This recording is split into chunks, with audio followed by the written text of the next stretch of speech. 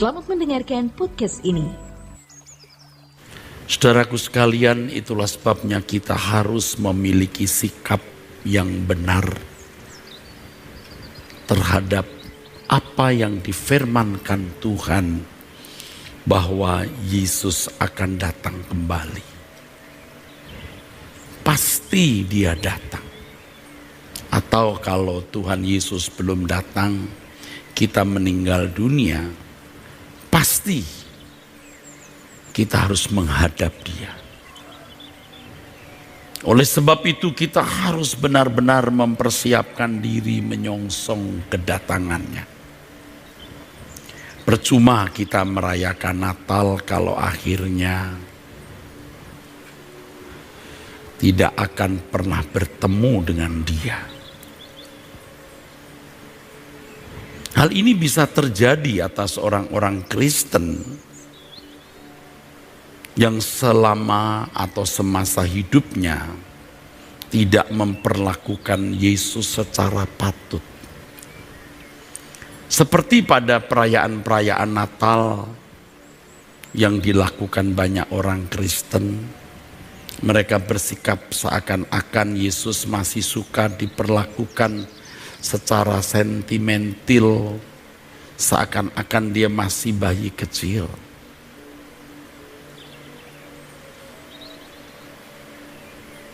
Pembaca puisi tadi, Weni, berulang-ulang mengatakan, dia sudah tidak bayi lagi. Dan puisi itu dikarang atau ditulis oleh Weni sendiri. Dia bukan bayi kecil lagi. Ia juga bukan seperti pada umumnya kita yang senang, yang diharu-birukan, yang diangkat-angkat, disanjung pada waktu hari ulang tahun. Sikap cinta dan hormat kita kepada Tuhan tidak cukup demikian. Tidak cukup dengan nyanyian, tarian. Bahkan Tuhan bisa-bisa memang tidak menyukainya kalau hal itu seakan-akan cukup menjadi persembahan di hadapan Tuhan. Sebenarnya yang penting adalah bagaimana kita memperlakukan Tuhan secara benar setiap hari. Kita harus bersikap dan memperlakukan dia sesuai dengan keberadaan Tuhan sekarang ini. Keberadaan Yesus sekarang ini. Dia adalah penguasa, raja yang harus dijunjung tinggi. Firman Tuhan katakan dia duduk di sebelah kanan Allah Bapa. Itu berarti dia menerima kuasa pemerintahan. Bapak Ibu, saudaraku sekalian, Civitas Akademi dari STT Ekumene dan semua Bapak Ibu, saudara-saudara sekalian, pecinta suara kebenaran yang mengikuti kebaktian ini. Di dalam Lukas pasal 19 ayat 12 sampai 27, Tuhan Yesus mengemukakan suatu perumpamaan mengenai seorang bangsawan yang akan dinobatkan sebagai raja di suatu tempat. Tetapi teman-teman atau orang-orang sebangsanya tidak menyukai, tidak setuju. Bangsawan ini memberikan mina kepada hamba-hambanya untuk dikelola, dikembangkan. Tetapi ada musuh-musuh yang mengirimkan pesan bahwa mereka tidak suka, tidak setuju bangsawan ini menjadi raja. Seteru-seteru bangsawan tersebut adalah orang-orang yang memang tidak menerima Yesus sebagai Tuhan dan Juru Selamat. Selalu saja ada orang yang menentang ini dan mereka pasti kelompok yang disebut antikris. Antikris itu jangan hanya saudara pahami sebagai sosok yang bersifat mistik. Semua gerakan yang menentang Injil dan mencoba untuk memunahkannya itu antikris. Saudaraku sekalian, ketika raja ini kembali, hamba-hambanya harus mempertanggungjawabkan mina yang diberikan, sejumlah uang yang harus dikembangkan. Ada yang mengembangkannya, mengelolanya, tapi ada juga yang tidak. Dari perumpamaan ini terdapat beberapa fakta kehidupan bahwa tidak semua orang mau mengaku Yesus sebagai Raja. Tetapi tragisnya hamba-hambanya sendiri tidak mau taat, tidak menunjukkan pengabdian kepada Raja itu, saudara. Dari hamba yang ketiga berkata, Tuan, inilah mina Tuan, aku telah menyimpannya dalam sapu tangan, sebab aku takut akan Tuan karena Tuan adalah manusia yang keras. Tuan mengambil apa yang tidak pernah Tuan taruh dan Tuan menuai apa yang tidak Tuan tabur. Saudaraku sekalian, kesalahan hamba ini tidak hanya tidak mengembangkan apa yang dipercayakan kepadanya, tetapi dia salah persepsi terhadap tuannya. Ia menilai tuannya keras, mengambil apa yang tidak pernah ia taruh, dan menuai apa yang tidak pernah ia tabur. Ini gambaran sikap hidup orang Kristen yang mestinya menjadi hambanya yang harus menunaikan dan memenuhi tugas yang diberikan Tuhan kepadanya. Ia harus mempertanggungjawabkan apa yang Tuhan percayakan kepadanya. Di dalam Lukas pasal 19 ayat 26 dan 27 tertulis demikian. Aku berkata kepadamu, setiap orang yang mempunyai kepadanya akan diberi, tetapi siapa yang tidak mempunyai daripadanya akan diambil. Juga apa yang ada padanya. Akan tetapi semua seteruku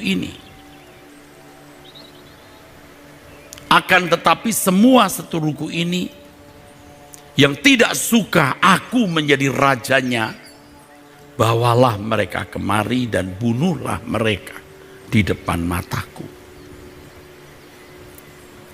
Saudara sekalian, dalam kaitannya dengan kisah Natal, kita menemukan sosok yang bernama Herodes, yang merasa terancam dengan kelahiran raja orang Yahudi yang dikemukakan oleh orang Majus atau disampaikan oleh orang Majus di dalam Matius pasal yang kedua. Ia menyelidiki dengan seksama di mana bayi itu lahir, lalu dia menyuruh orang Majus untuk menemukan bayi itu, dan setelah menemukan beritahu, aku akan datang dan menyembah kepadanya, katanya.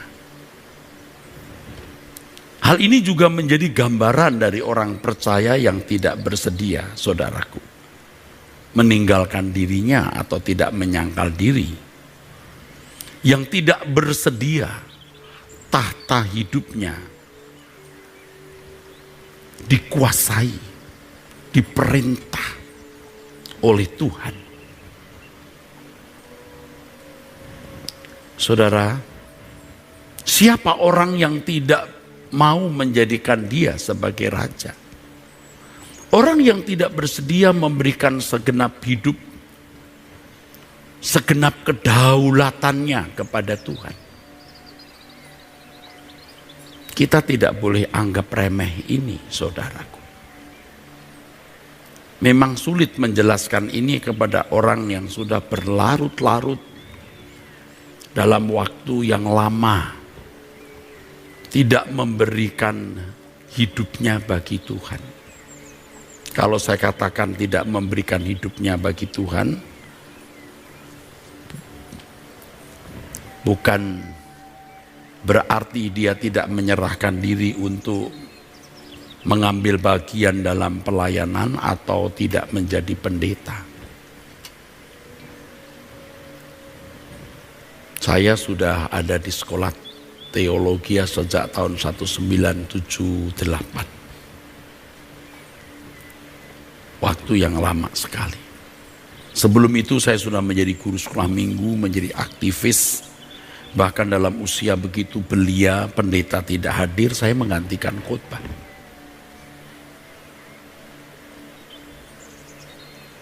Sebab saya pemain musik, pendeta tidak datang, terus ditunggu nyanyi terus. Akhirnya dari musik saya pindah khotbah. Padahal saya belum sekolah Alkitab. Saya hanya membaca bukunya Dr. H.L. Senduk waktu itu. Ya, saya menjiplak saja.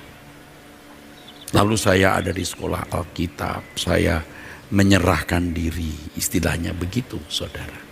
Saya bergaul dengan para siswa-mahasiswa sekolah Alkitab. Lalu saya menjadi kepala asrama, saya menjadi dosen dan seterusnya, ada di lingkungan sekolah tinggi teologi, di lingkungan para pendeta di sinode sebagai anggota MPL dan seterusnya. Menjadi gembala jemaat, bukan hanya membawai jemaat tetapi juga membawai para pastor-pastor, para pendeta-pendeta. Saya belajar. Yang pertama, diri saya ini objek pembelajaran saya, diri saya. Lalu tentu saya juga meneropong hidup orang. Tidak memberikan hidup itu bukan hanya berarti tidak memberi diri aktif dalam pelayanan atau tidak menjadi pendeta. Tidak memberikan kedaulatan hidupnya untuk Tuhan.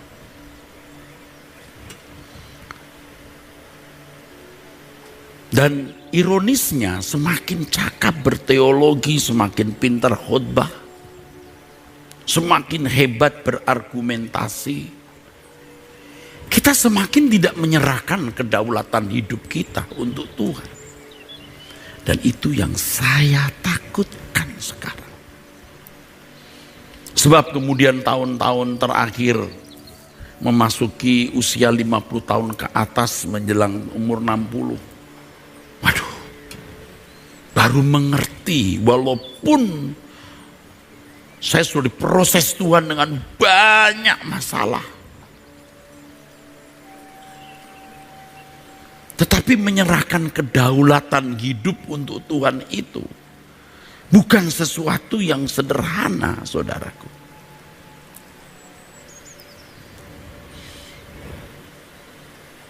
Kita punya banyak teori, rumusan, pandangan, tetapi kita tidak benar-benar mengalami apa itu menyerahkan kedaulatan hidup kita kepada Tuhan, apa itu menyerahkan tahta hati kita kepada Tuhan.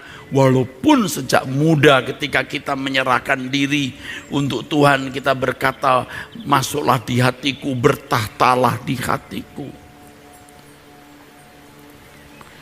Pada waktu kita masuk sekolah teologi di tahun-tahun awal, kalau nyanyi kerja buat Tuhan selalu manis ya, dengan beat cepatnya. Ayo kerja buat Tuhan sungguh senang-senangnya. Oh, dengan beat cepat saja air mata kita ngucur, saudaraku.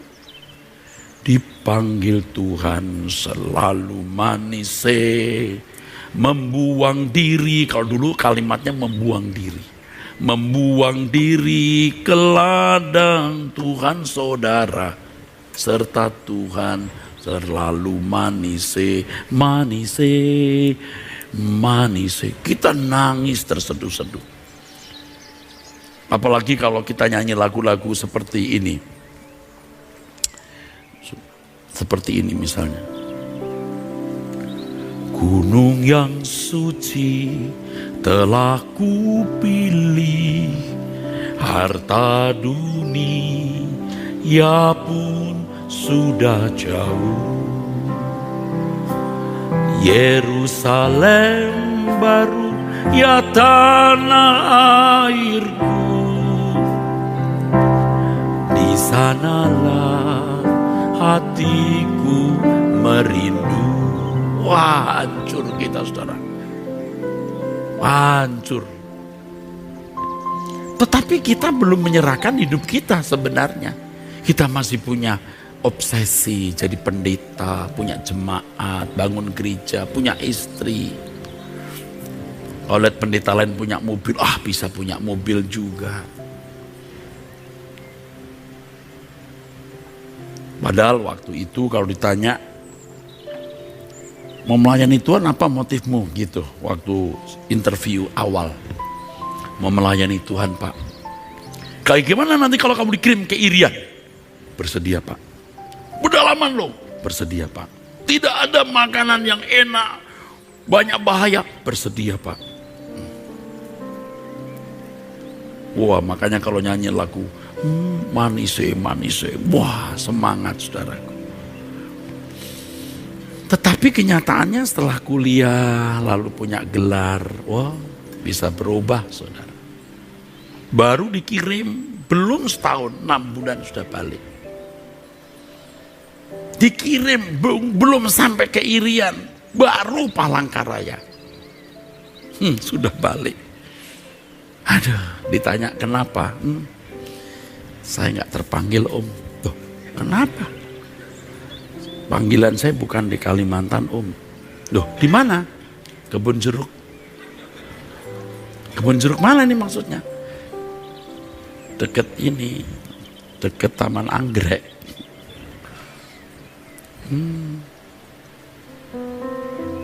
Jakarta Barat maksudnya. Palangkaraya, pinggiran, aduh Pak, berat. Kalau kebun jeruk enak.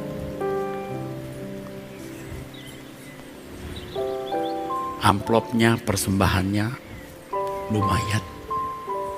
Belum kalau nanti dapat dari orang dari jemaat.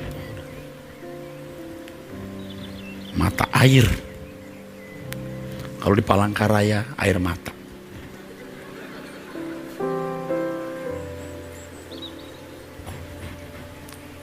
Oh, saya juga begitu, saudara. Wah, sungguh-sungguh melayani. Tapi ketika amplop itu mulai penuh, depan belakang ada amplop, kita bisa lupa, saudara. Bisa lupa. Kita tidak melakukan pelanggaran hukum memang. Kita melayani dan dipandang sukses. Kita mengibarkan bendera Kristus, tapi bendera kita ikut berkibar. Berkibarlah benderaku. Kita sebenarnya belum kehilangan tahta kita. Saya ingatkan kalau hal ini berlarut-larut, Anda tidak akan pernah menyerahkan tahta hidup Anda Benar saudaraku. Saya ini termasuk orang yang nyaris kehilangan kesempatan. Udah makin hebat, makin top, makin kuat itu. Si Eras itu ditata hidupnya. Dalam kisah Natal akhirnya Herodes membunuh anak-anak di bawah umur 2 tahun. Kota Betlehem meradang, meratap. Menjadi tidak memiliki nurani lagi. Dia sebagai raja yang mesti mengayomi rakyat tapi membunuh. Ada orang-orang seperti ini, saudara. Karena tidak menyerahkan kedaulatannya kepada Tuhan, pasti dia akan menyakiti orang lain. Pasti. Pasti dia akan melukai, akan berduri. Ngerinya dimanapun dia berada akan menjadi bencana. Bencana bagi komunitas, bencana bagi gereja. Ya. Ada kejadian-kejadian di mana satu gereja ketika mendapat pengerja dari sekolah teologi, ya bergelar begitu. Nggak lama dikembalikan. Aduh, jangan kasih ini deh, rusak. Mengadu domba lah, ya. Rusak nih, mulutnya lah, jahat, bengis, merusak, udah kirim balik. Jangan sampai begitu. Ini yang saya takutkan. Belajar teologi, pinter secara nalar, kognitifnya penuh, tapi hatinya tidak tergarap.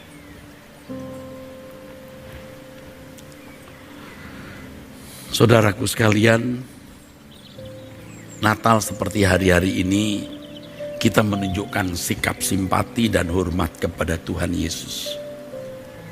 Tetapi tanpa sadar kita melakukan pelecehan terhadap kebesaran namanya dalam hidup setiap hari. Sebab yang Tuhan kehendaki itu pengakuan dalam kehidupan. Pengakuan dalam sikap bahwa Yesus Raja kita. Jangan menggantikan ketaatan kita kepada Tuhan dengan perayaan-perayaan duniawi. Ya saudaraku, ayo kita berubah. Saya juga mau berubah. Kita berubah terus kepada para dosen, ya, para pemimpin yang ada struktural, STTE, ayo, yuk kita berubah. Bukan hanya kita cakap dalam mata kuliah yang kita ampu, tapi kita hadir sebagai wakil Tuhan. Ya, mengajar dengan kasih. Mewakili Tuhan Yesus. Apalagi kalau mahasiswa-mahasiswa kita jauh dari orang tua. Mereka anak-anak kita yang harus kita lindungi, kita jaga, dan terutama diberi teladan, diberi contoh, ya, bukan sekedar mengajar lalu mengaktualisasi diri. Aku dosen hebat, aku punya pengalaman, aku cakap di bidang atau mata kuliah yang kuajar. Bukan. Ayo kita jadikan STTE ini markas pelatihan orang-orang yang memberikan hidupnya secara benar agar Tuhan berdaulat di dalam hidupnya. Bermacam-macam orang memberi arti Natal, tetapi yang penting adalah bagaimana sikap kita terhadap Yesus setelah bulan Desember ini, yaitu ketika kita mengisi hari-hari hidup kita. Yesus yang pernah menjadi bayi kecil di palungan Bethlehem, sekarang ia duduk di sebelah kanan Allah Bapa. Sikap hati kita yang mau mengaku Dia sebagai Raja atau Tuhan, sebagai majikan, kita harus rela untuk hidup di dalam kedaulatan Allah, kedaulatan Tuhan. Dia yang memerintah hidup kita, dan kita rela diperlakukan apa saja seturut kehendaknya. Tidak sedikit orang yang tidak terdidik secara rohani. Bukan tidak terdidik secara akademis, ya. Secara akademis terdidik tapi liar. Liar. Sembarangan berbicara, sembarangan bertindak. Tidak memiliki penaklukan diri sepenuh kepada Tuhan. Kita menyebut Yesus Raja, tapi perlakuan kita kepadanya bukan, atau tidak seperti yang kita ucapkan, saudaraku. Yuk kita punya kegentaran, takut. Kalau suatu hari kita berhadapan dengan yang mulia Tuhan kita Yesus Kristus, jangan sampai kita mendengar Ia berkata, Seperti yang dikatakan dengan sangat keras, semua seteruku yang tidak suka aku menjadi rajanya, bawalah mereka kemari dan bunuhlah mereka di depan mataku. Kita jangan hanya melo-melo merayakan Natal, nyanyi malam kudus dengan sendu. Tetapi mari dalam hidup hari-hari kita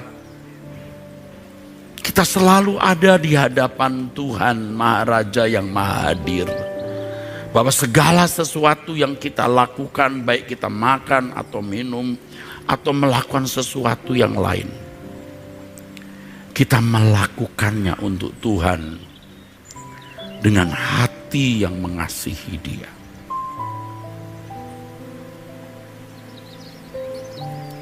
Ia tidak membutuhkan uang kita sebenarnya. Ia tidak membutuhkan tenaga kita. Dia bisa tidak membutuhkan tenaga kita, uang kita. Tetapi kalau hati kita mencintai Dia dengan tulus dan bersedia melakukan apapun yang Dia kehendaki dan membunuh hasrat-hasrat pribadi kita yang pasti Tuhan beritahu itu tidak berkenan, itu cukup memuaskan hatinya. Betapa indah waktu kita bertemu Tuhan, kita cium kakinya. Tuhan memberi diri, dicium. Ciumlah, kau layak mencium kakiku. Tapi ada orang-orang yang mencium kaki Tuhan, Tuhan bilang, engkau gak layak. Lalu orang itu berkata, Tuhan, uangku kuberikan padamu. Sebenarnya uangmu gak layak untukku.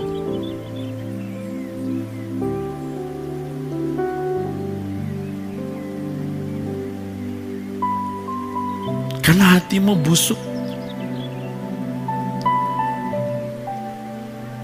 Kamu gak layak. Buat apapun gak layak.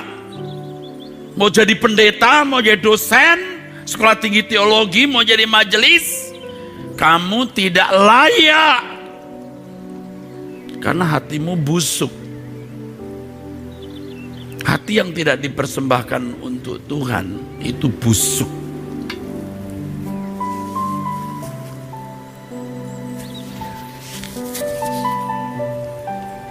Perhatikan ya, para mahasiswa yang ada di sini dan pasti mengikuti di tempat masing-masing karena masih dalam suasana pandemi.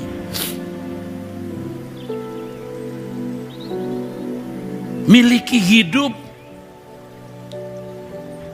yang benar-benar menyenangkan Tuhan, hati yang mengasihi setiap kata yang kita ucapkan, setiap tindakan, pilihan kita, gerak pikiran, perasaan kita, apapun yang kita lakukan harus di hadirat Tuhan, di hadirat Maharaja kita, supaya kita melakukannya dengan hormat dan tidak melakukan kesalahan apapun.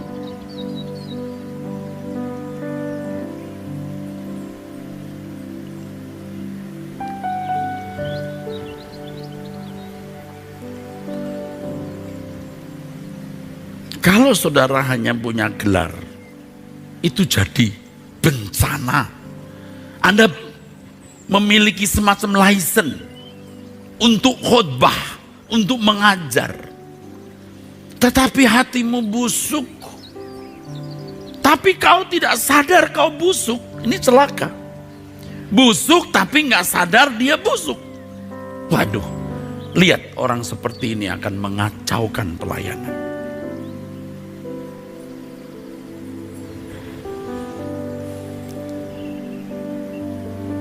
Bagaimana kita menjadikan Yesus sebagai Raja?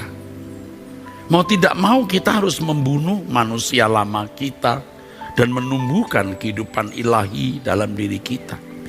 Sebab halangan besar menjadikan Yesus sebagai Raja adalah diri kita sendiri. Karakter kita dengan segala filosofinya yang nyaris permanen, yang telah terbangun melalui perjalanan panjang kehidupan. Selain mengalir hasrat Di dalam daging yang tidak sesuai dengan kehendak Allah, keinginan daging berupa nafsu yang bertalian dengan tubuh jasmani, yaitu makan, minum, dan seks. Juga semangat gairah mencari hormat manusia, pujian, sanjungan, kedudukan, cari panggung. Kalau seseorang sudah terikat dengan hal-hal ini, sukar baginya melepaskannya. Itu kodrat dosa. Naluri manusiawi yang harus kita sembelih, kita korbankan sebagai korban bakaran. Supaya Yesus yang hidup di dalam diri kita. Di dalam diri kita ada sosok Herodes yang menggerakkan seluruh hidup kita dengan keangkuhannya tanpa kita sadari. Dan tanpa sadar kita tertawan. Herodes yang dilahirkan dan dihidupkan oleh asuhan dunia. Kalau sosok Herodes ini masih dihidupi, kita tidak pernah menjadikan Yesus sebagai raja.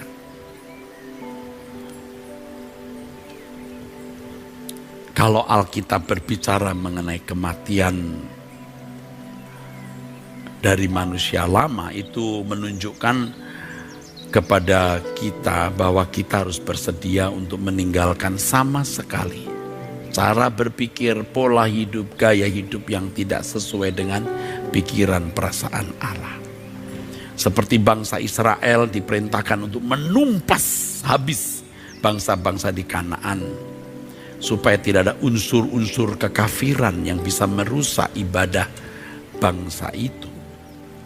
Demikian pula kita harus membunuh semua hasrat-hasrat yang tidak sesuai kehendak Allah dan menggantikan dengan kebenaran supaya kita menghidupkan Yesus di dalam hidup kita.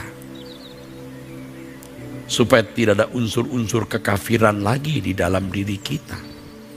Oleh sebab itu orang percaya tidak boleh berhenti mengalami pembaharuan pikiran dan proses pendewasaan sampai kita mencapai target yang diajarkan oleh Paulus. Hidupku bukan aku lagi, tapi Kristus yang hidup di dalam aku. Dalam kitab Kolose pasal 3 ayat 3 dan ayat yang keempat, Paulus sendiri mengatakan bahwa kita telah mati, hidup kita tersembunyi bersama dengan Kristus di dalam Allah. STTE harus melahirkan bukan hanya orang-orang yang memiliki nilai-nilai akademis tinggi. Bahkan itu akan menjadi racun, menjadi kesombongan, keangkuhan. Tetapi juga harus disertai dengan kehidupan yang diubah. Sehingga Sekolah Tinggi Teologi Ekumene ini melahirkan orang-orang yang benar-benar memperagakan kehidupan Yesus. Itulah sebabnya para pemimpin, dosen-dosennya harus bisa mengimpartasikan spirit.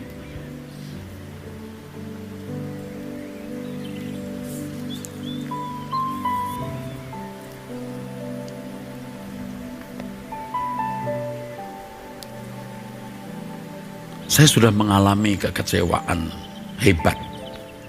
Saya katakan hebat itu benar-benar saya menjadi semacam depresi kecil. Orang-orang yang saya asuh sejak muda akhirnya hanya hidup wajar. Tidak bermaksud menunjuk orang, tetapi hal itu saya rasakan. Saya biasanya memukul diri dan berkata aku yang salah. Karena aku tidak memberi teladan sejak dulu. Baru di usia senja ketika rambutku memutih, baru aku bicara keras. Aku sering kurang tegas. Tapi ke depan saya mau tegas. Ini loh positioning kita. Ini loh pilar dari gereja Suara Kebenaran Injil. Ayo ikut. Gak ikut monggo. kamu cari jalan sendiri.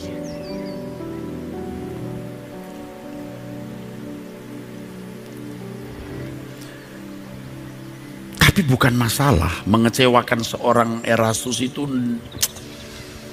bukan hal besar, bahkan tidak ada artinya. Tapi jangan mengecewakan Tuhan. Saudara yang diambil dari satu tempat, dididik, dibesarkan, maaf, dari anak kampung misalnya, lalu jadi seorang akademisi bergelar, hidup layak sebagai orang kota. Jangan lupa siapa kita.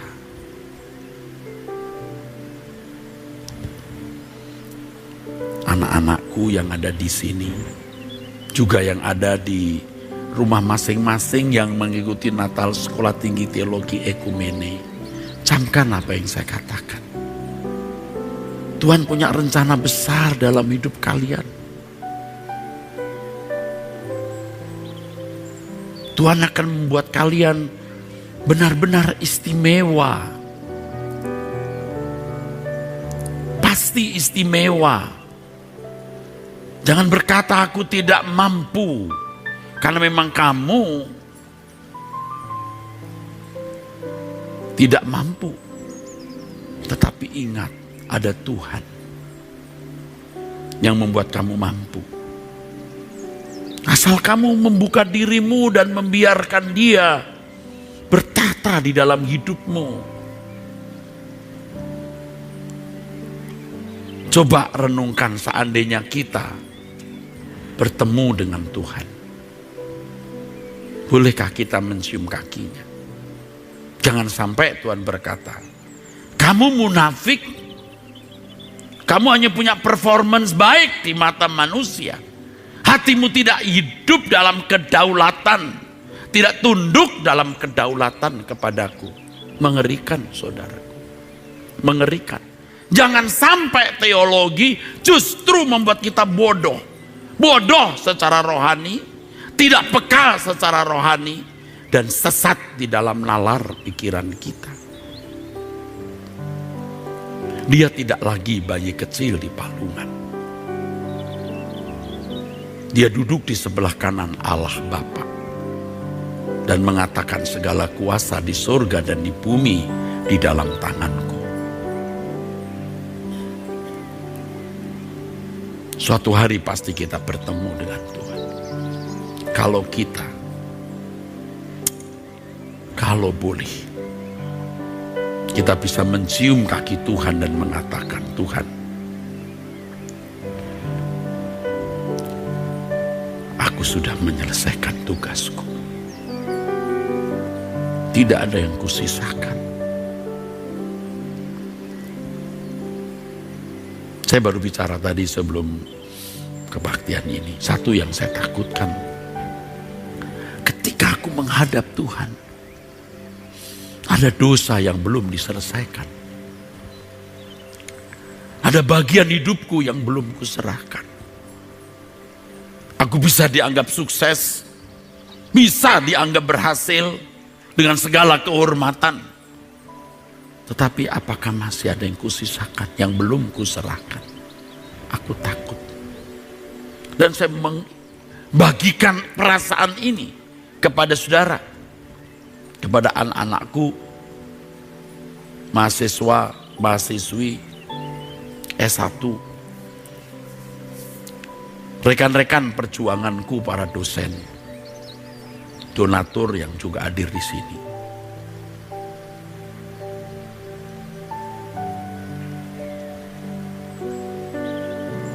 Waktu tinggal sisa. Tidak ada lagi waktu untuk bermanja. Mari kita berjuang untuk Tuhan. Menyenangkan. Kita berdiri.